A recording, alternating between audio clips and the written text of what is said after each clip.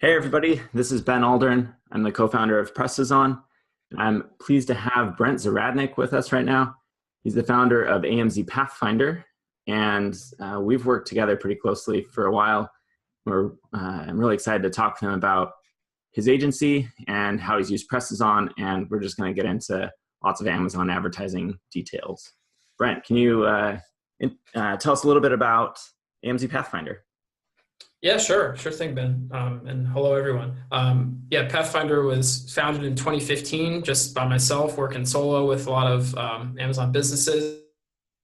And fast forward to today, we got a team of 6 people in addition to myself, and we work with businesses selling on Amazon in the North American and EU marketplaces. So, yeah, a lot of brands who are off Amazon, on Amazon only, kind of a mix.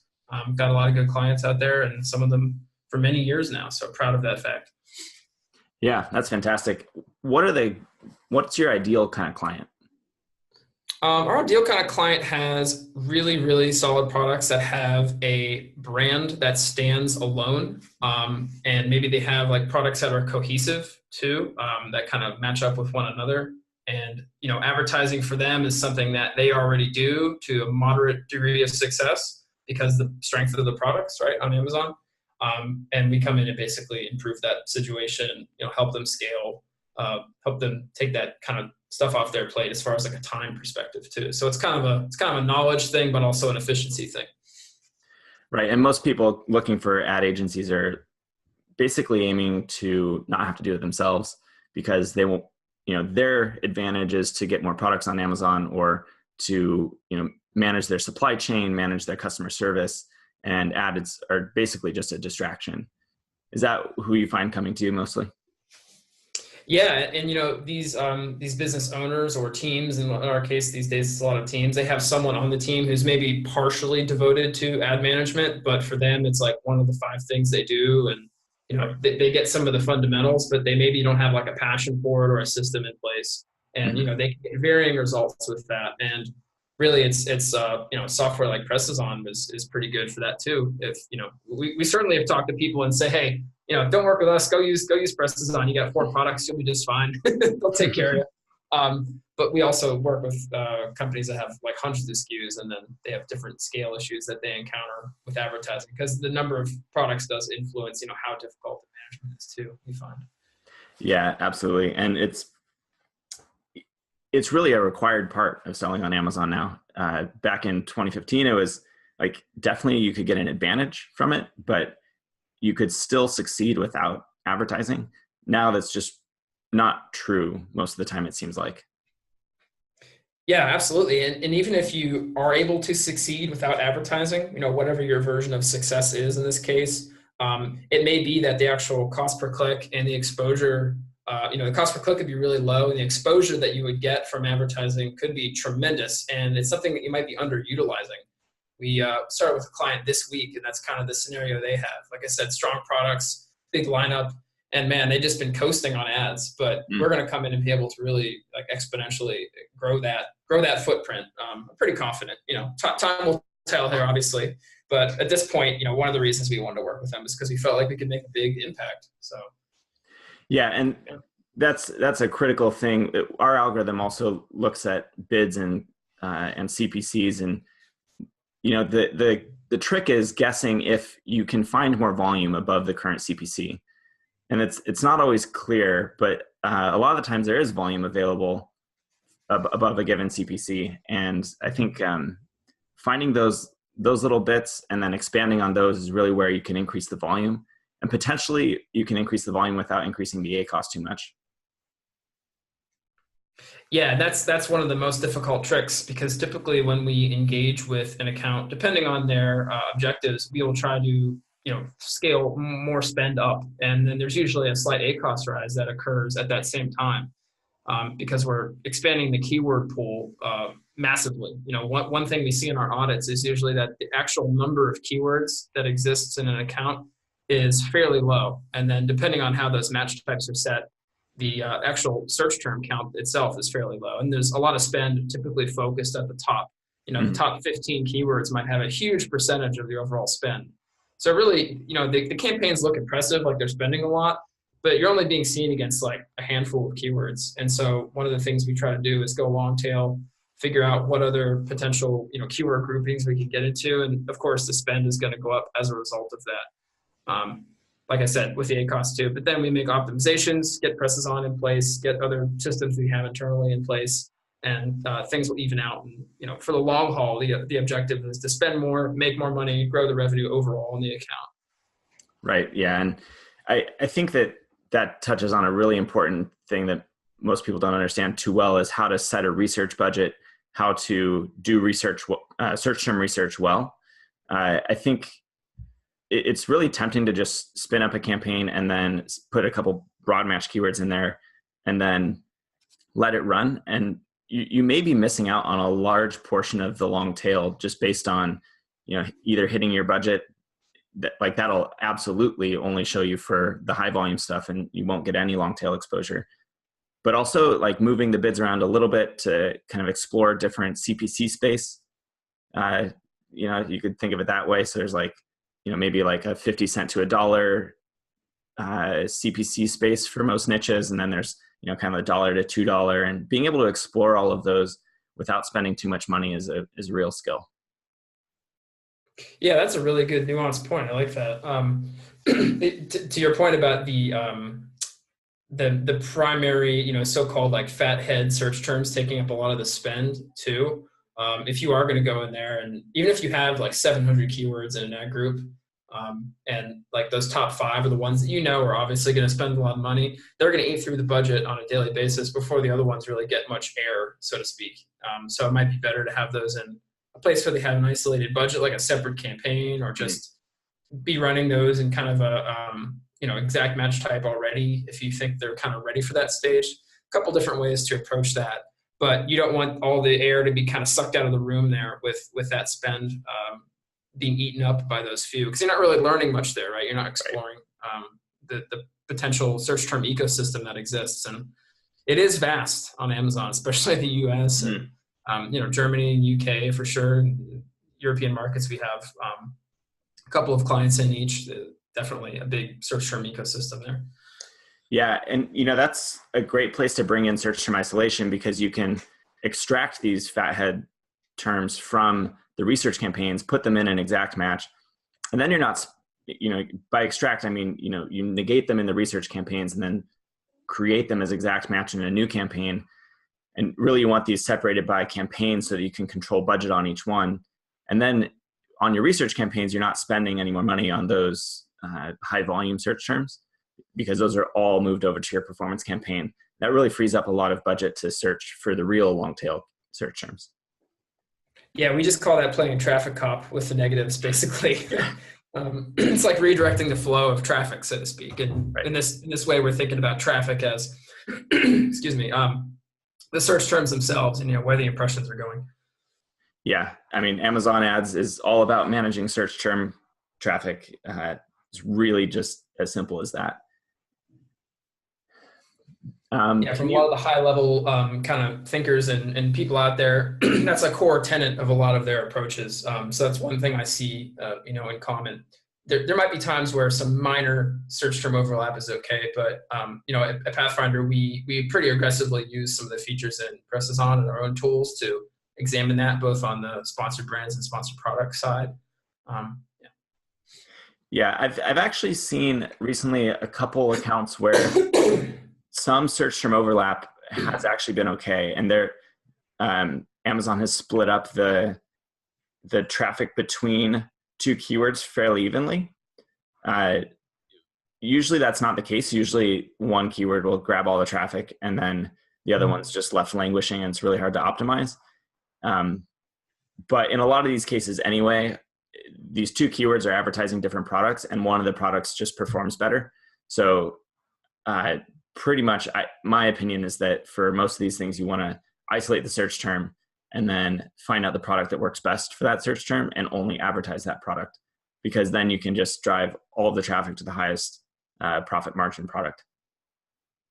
Yeah, I would agree with that entirely. And another thing that I think is important for variations, something we're pretty I wouldn't say strict about, but like we have a matured like thinking about it is if you have like small, medium, large, and you have data to support, excuse me, that medium is going to have the most search volume. You should definitely have an ad group for medium, and then the keywords that are for that medium size of whatever X product, those should be leading to the medium variation. And what you're doing is putting that searcher at the right selection immediately. So they don't land on the small version and have to click around. They show up and they say, oh, I'm already at the medium. That's exactly what I wanted because that's the search term I put in.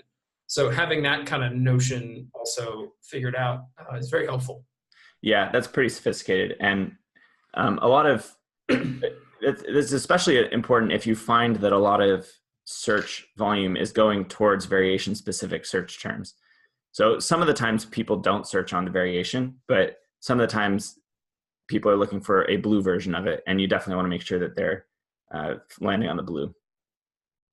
Right. And one of the rules we have, like as a joke at Pathfinder, is like if there's any variations and one of them is black, like black's always the best one. the data that usually is like what's borne out. You have like green, white, black, like tan, gold, and then like the black is always the one that if you were to put them all head to head in an ad group or a campaign, like you would see the black one get like a lot of the clicks, a lot of the impressions. And then of course, it's kind of like assumed to be like the default one. Why do all smartphone manufacturers come out with black smartphones? Because that's the one everyone wants. Question around that. Can you basically guess which variation is going to have more success through advertising based on organic conversion rates from the business reports in Seller Central or AMS? We do look at that pretty carefully when we start with a client, and throughout the cycle, we have a report we run internally that compares the overall versus advertising conversion rate, and we actually look at the percentage difference between that and see how great it is, and then try to make optimization decisions on ads based on where we think the conversion rate should be. So that's one part of it. And then the one that just has the most sales is usually the one that Amazon gives the most love as far as traffic goes, right? And exposure. Yeah, and I always say Amazon's incentivized to do two things with advertising. They're incentivized to get you a click because that's when you pay them for the ads. And then they're also incentivized to get you a sale because that's when the referral fee kicks in. So Amazon wants to get you clicks that convert. And so if they know that your black version of a product is going to convert better, they're probably going to drive more ad traffic to that. That's for your best interest as well, because you want both of those things. You want clicks, you want conversions. I mean, at the end of the day, you really just want conversions. It'd be fine if it didn't have to happen through a click. But you both want Amazon to sell most of any product. And it gets a little bit tricky if you're trying to clear inventory. If you have some product that's been in there for a while that you want to get rid of. Right. At a macro business level, you and Amazon are both very aligned there. Yeah, that's a good way to frame it. And we've had clients that ask us, we want to basically sell more of, let's say, a less popular variant for a product. And, the one that we in advertising have found works the best is the one that we are primarily spending against. That's one of our core tenets is you don't have to advertise every product. Not every SKU or ASIN is really proper to be advertised. If it's not what Amazon calls retail ready, it doesn't have enough reviews, and maybe the fifth bullet point is missing or something, there's a typo. These things need to be ironed out before ad traffic can hit those listings and be totally 100% effective. And a client will sometimes ask, well, why are you advertising the green one? It's we believe, and our data has shown that if we send traffic to the black one, that's going to have the best conversions and everything. But one thing to remember here too is in the ad groups, what you're seeing is the data for those products as they act as an advertisement, right? It's not necessarily the sales that are tied to that individual product. For instance, if someone clicks on the black one and then they go buy the green one, the black one still gets the credit, but the black one is just acting as an ad there. It's all it's doing. That is your ad. The black one is your ad there. Yeah. And that's, there you go. And you can see that by, what is it called, Ben? The other SKU sales report or something, where it breaks it out people came in on this one, but they bought a different product, or maybe they bought something else from your brand, depending on how big your brand is. Maybe they bought several things. So it's a bit hazy because Amazon doesn't give us really, really good visibility into that still. Yeah, you kind of are limited to some of the top level views of this data. I would love to see more, direct attribution of like this, this customer bought this product on this day and they had clicked the ad on that day. And, I think Amazon will get there eventually. It's clear that they're continuing to offer more and more data to their advertisers. I think, they just added some new metrics a couple weeks ago and around the brand, new to brand. Yeah. That's really important. Orders and sales, we're loving that already, where we can see it. Yeah. It's been huge. Cool. And then also a lot of these new features around product attribute targeting and dynamic bidding, those are going to be really interesting to follow.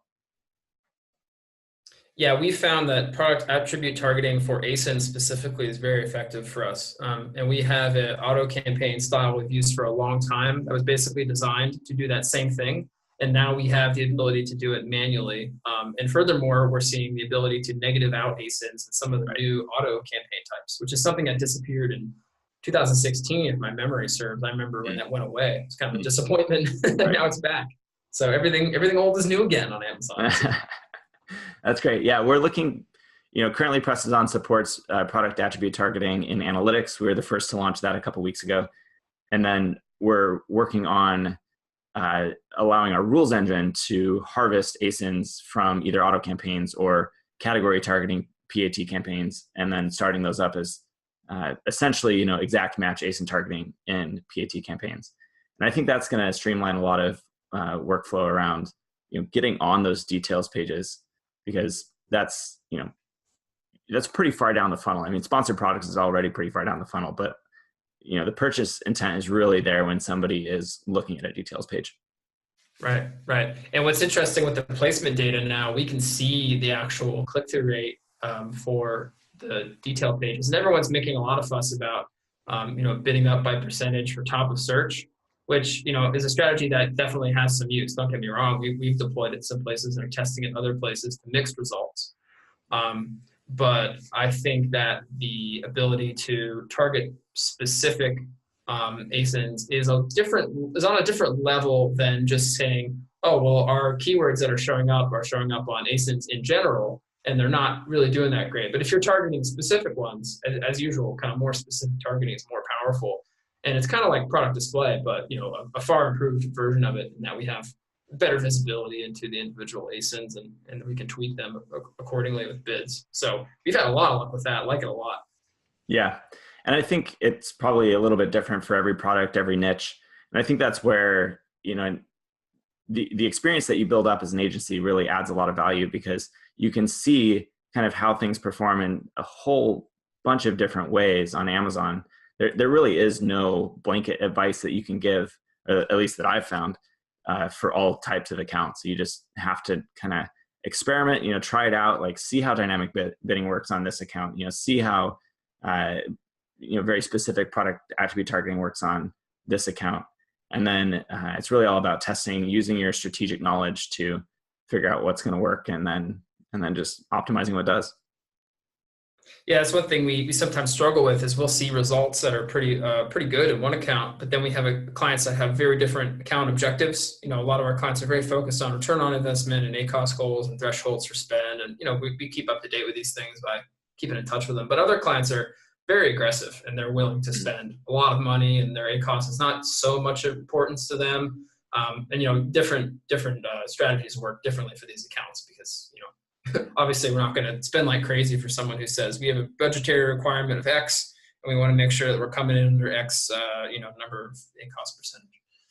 Right. And I think that I've seen that a lot of, brands really wanting to defend their space on Amazon, which I think is, really critical. And I think, 2019, 2020, we'll see a lot of big brands getting on Amazon and bidding pretty high on the very high volume search terms in their niche, just so that they are always showing up at the top. Because, right now there's a lot of space for small, maybe new brands or new companies to come in and kind of eat the pie, Mm-hmm, absolutely. Well, yeah, I mean, just to reminisce a little bit about the old days, so to speak, 2016, you could have a really strong product, a great listing. You can go on Amazon and and bid on keywords intelligently, and you could be in front of Procter and Gamble or whatever and eat their lunch on Amazon. You can make more money than their listing. And I really do believe that. I actually just earlier tonight I was on a call with a bunch of other people who are PPC consultants or own agencies and whatnot, and we were talking about this kind of rise of the bigger companies coming in as they start to redirect some of their spend from like display advertising online and more traditional like retargeting, stuff like that, into Amazon keyword targeting, more specific stuff. And maybe they're working with a big agency and they have a lot of ad budget to throw at that. That's definitely a scenario I've seen play out like real time. So that's an interesting thing, to think that these companies are going to throw so much money at it that they don't necessarily care about return on investment. They're more focused on like brand. We have $2 million to spend on brand, whatever that means. Right. And then that gets allocated appropriately. And that's a lot of money. That's a whole lot of money. And obviously Amazon's moving towards that direction. If you look at their quarterly earnings and the kind of things they've messaged and just the rate of advancement recently with all these new features and things coming out, which we love. I mean, it's great. But yeah, we're worried about what else is coming into the space next. Some big giants. Yeah, I think you're spot on. I think that's exactly what's going to happen. Well, I think we could keep chatting for like another couple hours here, but I think let's wrap it up. And how can people find you if they want to get in touch? Yeah, sure. They can go to amcpathfinder.com. That's Pathfinder, like someone exploring through a forest. And you can also email me hello@amcpathfinder.com. That email goes right to me. And yeah, I'm happy to talk to pretty much anyone, 20, 30 minutes, talk about their advertising situation and give them some advice. Yeah, so anyone feel free to reach out and do that.